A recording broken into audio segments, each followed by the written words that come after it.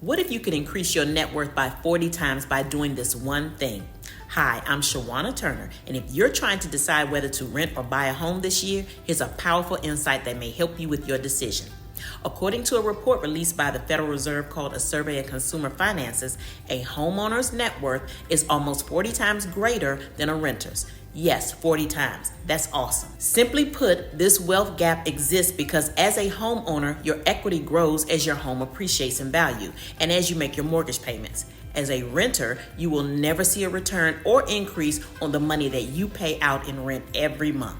According to senior economist Nicole Bouchard with Zillow, the biggest asset most people are ever going to own is a home. Home ownership is really that financial key that helps unlock stability and wealth.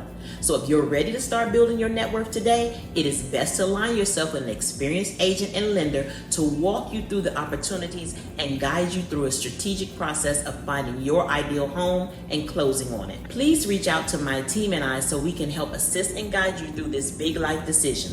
Start building more wealth today. I am Shawana Turner, and as always, remember that every day is a great day to buy and sell real estate. Talk to you soon.